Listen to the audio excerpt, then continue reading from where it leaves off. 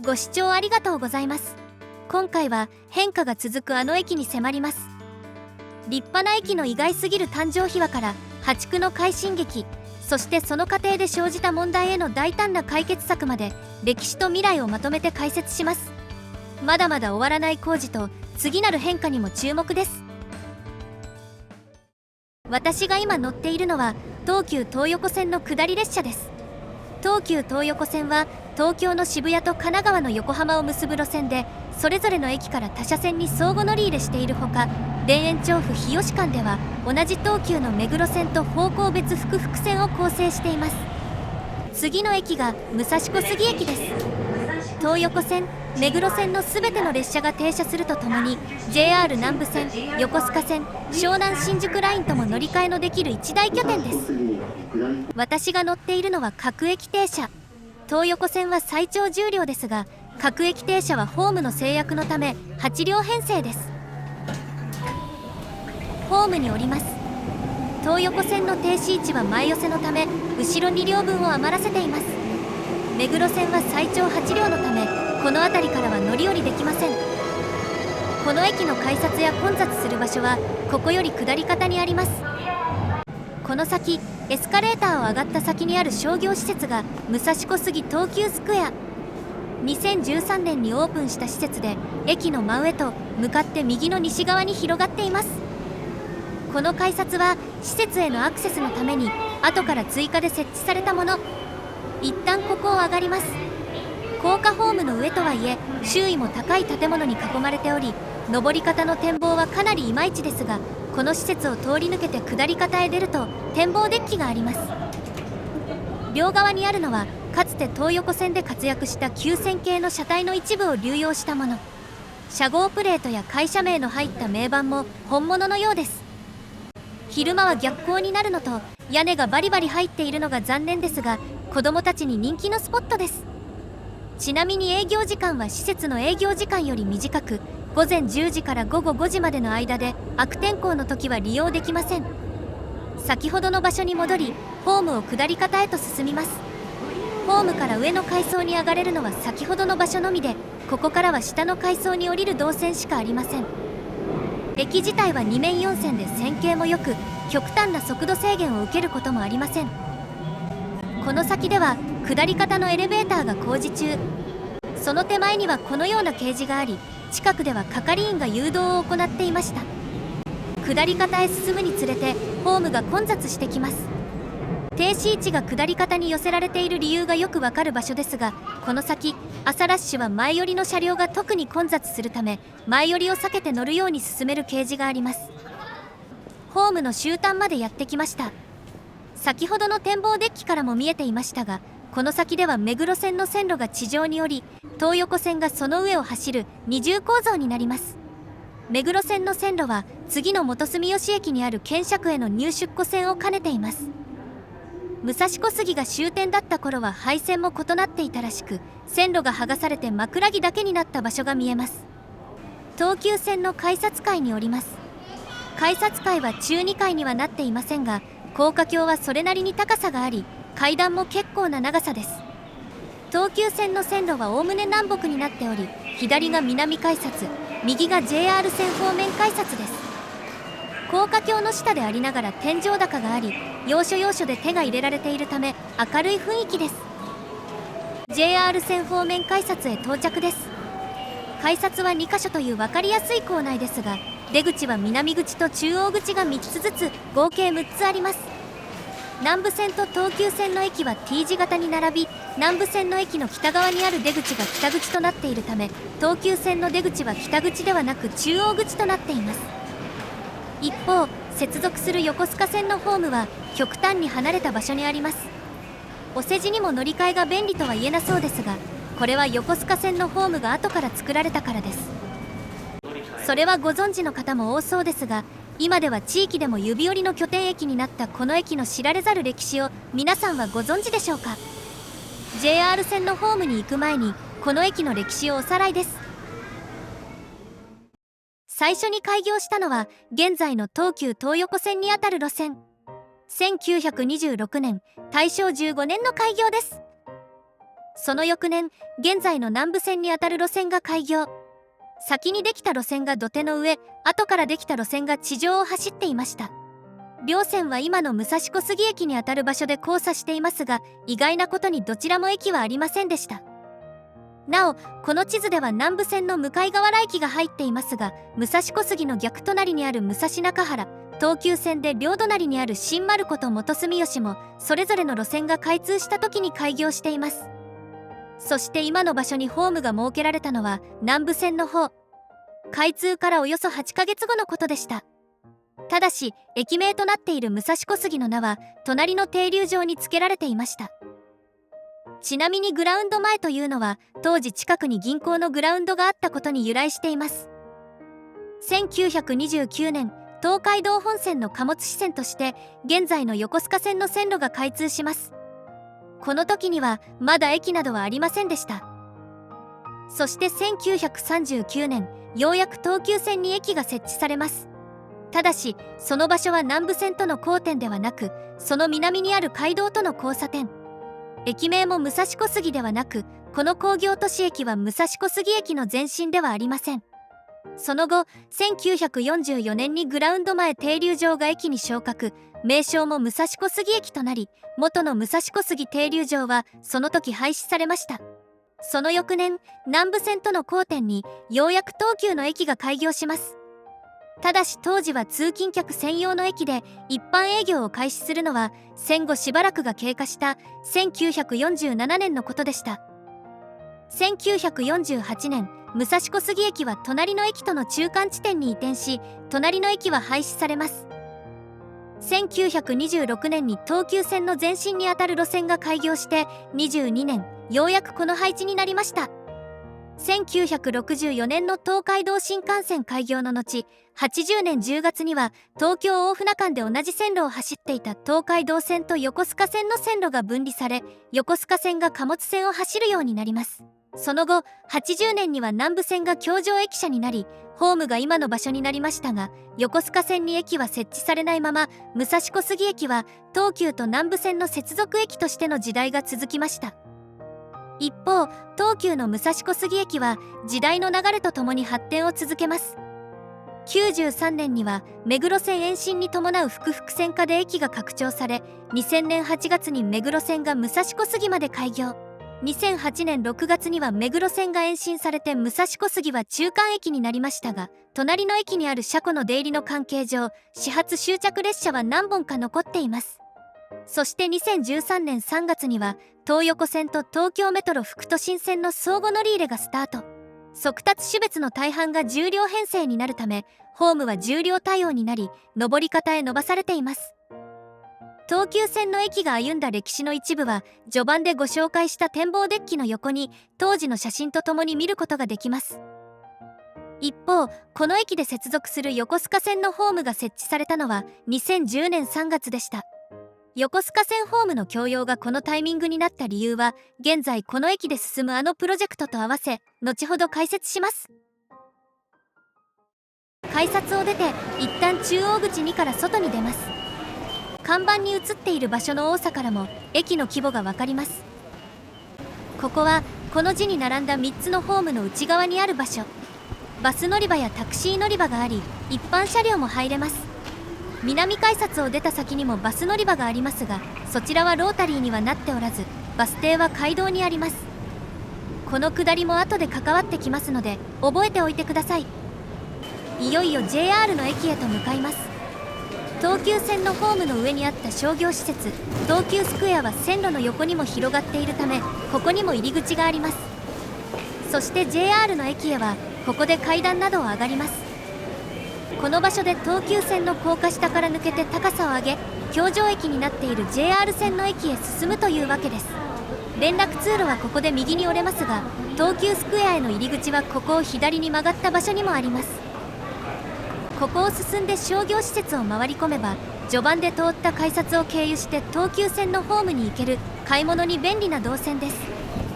線路と直角に向きを変えた先にあるのが JR 武蔵小杉駅。この後ろには首都圏でも最近数を減らしてきた緑の窓口があり、それなりに混雑しています。正面には南武線や湘南新宿ライン、接続各線の時刻表がぎっしり並びますが、注目すべきはこの上の看板です。北改札、そして南武線口とあります。そう、先ほどの図にもあった通り、離れた場所に後から作られた横須賀線ホームはここから離れた場所にあります。発車案内表示器は並んで設置されている各線、横須賀線ホームの離れっぷりをここから見ていきましょう。改札内へと入ります。折り返した場所には階段しかなく、ホーム自体は2面2線の相対式。変わったところもないように見えますが、このホームの特殊なポイントは床面の青い矢印にあります。再び折り返して進み、東急線の高架をくぐるあたりの場所で床面には青いラインが引かれ、そこには歩行者用通路の文字が。そう、南武線と横須賀線のホームは端と端で300メートル離れているのに加え、独立した連絡通路がないため、南武線のホームを通って乗り換える必要があるのです。ホームは少しずつ狭くなっていくものの、終端から先にも伸びており、連絡通路は延々と続きます。途中で隣の川崎方面行きホームからの通路が合流。この跨線橋にはエレベーターもあります。そしてこの先にあるのが上下方向のエスカレーターではなく、動く歩道でもなく、動くスロープ。この先、横須賀線のホームとの間には街道があったため、連絡通路はここで下の階層におります。なお、ベビーカーや車椅子の利用は非推奨であり、それらは左側のエレベーターを利用することになっています。場所によっては暖色系の照明で照らされているものの、コンクリートむき出しの壁面が寒々しい感じです。動くスロープを2本乗り継ぎ、コンクリむき出しの通路をまだまだ進みます。ここで通路は右に向きを変え、おおむね横須賀線の線路の下に入ります。南武線ホームの端から5分、ようやく横須賀線のホームにつながるエスカレーターに到着です。横須賀線は上下線でホームが分かれており、左が横浜方面の下り3番線、こちらが東京新宿方面の上り4番線です。2面2線の相対式ではなく、上りが島式、下りが単式という変則的な形状です。そして屋根の作りは上下線で違い、こちらの方が明らかに古い感じです。また下り線側はパイプとロープで塞がれているほか、今私がいる上り方では下り線側のホームの端が解体されています。そして上下線のホームは位置がずれています。一旦ホームの下り方へと向かいます。このホームには横須賀線と湘南新宿ライン、相鉄線直通列車、そして成田空港行きの成田エクスプレスなども乗り入れ、両数や停止位置がバラバラなこと、曲線ホームで見通しが悪いことから床面には案内がずらりと並びます。この時はダイヤが乱れていたのもありますが、日中でも数分おきに列車がバンバンやってくる慌ただしいホームです。そしてこのホームには立ち会いの駅員がおり、発車メロディーなどは駅員が取り扱っています。行き先の異なる系統が乗り入れるホームだけあって、全ての乗客が一度に列車に乗り込むことはなく、ホームの人がはけることはありません。下からの動線は幅が狭く、その分を数でカバーしています。上り専用エスカレーターを通り過ぎます。これより下り方には下の階層から上がってくる動線がなく、下り方に行くにつれて人気が少なくなります。ところがその先に上り専用のエスカレーターが。ただしこのエスカレーターは動いていません。ホームの先端へ到着です。このガーダー橋は2010年に横須賀線ホームが作られる前、下り線が使っていたもの。ただし上下線で作りの異なるホームからお分かりの通り、2つのホームは同時に作られたものではありません。先にある信号機は下りホームの新設時に停止位置が変わり、役目を終えたものです。下りホームへと向かいます。ホームに上がるエスカレーターは先ほど私が乗った上りエスカレーターよりも奥にあります。こちらの方がエスカレーターも新しく、後から作られたのがよくわかります。ホームのアスファルトも上りホームより綺麗。ホームに上がるエスカレーターは先ほど私が乗った上りエスカレーターよりも奥にあります。ちなみに上りホームの停止位置は上り方に寄せられていますが、下りホームは下り方に寄せられており、南武線などの乗り換えは少々不便です。下り方へと進みます。下りホームと下の階層を結ぶ動線は上りホームよりも少なく、こことその次が最後。一旦ここで下の階層に降ります。ホーム下の通路はここまでずっと続いており、どこを使っても南武線のホームと行き来できます。そしてこの先にあるのがこの駅のもう一つの改札です。そう、実はこの駅の改札は先ほどの南武線口とこの改札両端に1箇所ずつしかありません。そして何か気づかないでしょうか。改札の正面にあるエスカレーター、ここが上りホームの端に当たるはずですが、先ほどのカットにあったエスカレーターとは向きが違います。途中で折り返しているわけではありません。あのエスカレーターの根元に当たる場所がこの改札の向かいにあります。薄暗くてフェンスで閉じられたこの場所には IC カード専用の改札機が2台あり、入場専用の臨時改札口となっています。平日朝7時から9時までの2時間限定です。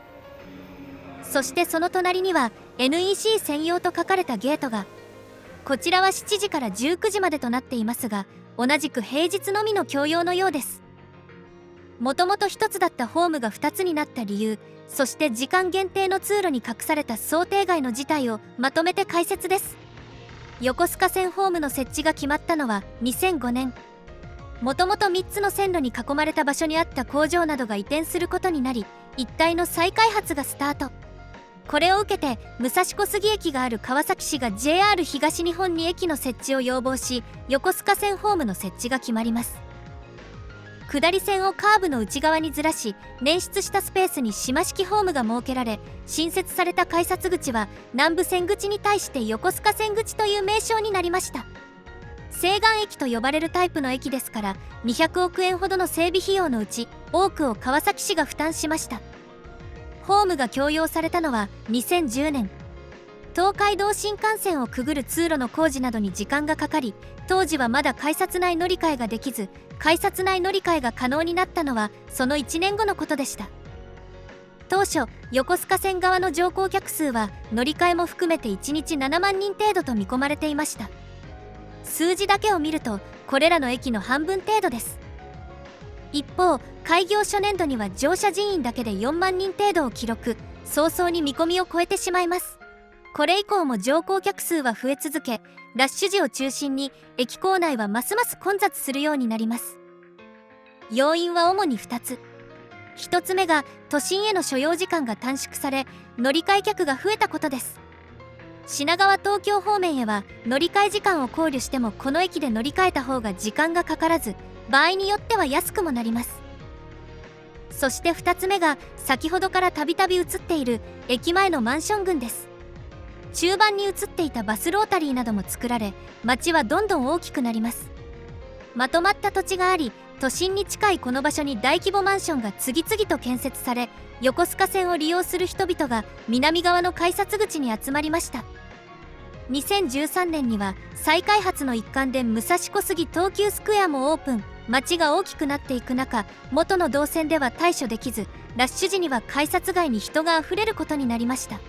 そのような状況を改善するため、2018年春には乗り換え通路となっている南武線ホームが拡幅されるとともに、横須賀線ホームの南端にある改札口の向かいに朝ラッシュだけ供用される入場専用の改札口が新設されました。